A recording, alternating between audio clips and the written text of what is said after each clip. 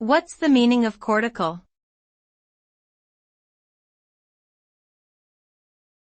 Cortical.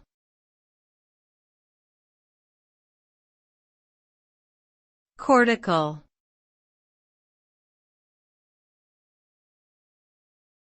Cortical.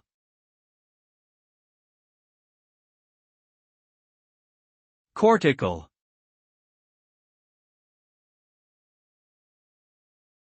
The term cortical typically refers to the outer layer of an organ or structure, specifically in reference to the brain's cortex. The cerebral cortex is the outer layer of the brain responsible for processing sensory information and executing higher brain functions such as thinking and reasoning.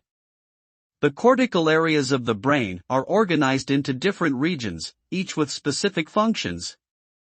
Damage to cortical areas can result in a variety of neurological disorders affecting cognition, perception, and movement. Understanding the role of the cortex is critical to understanding brain function and treating neurological conditions.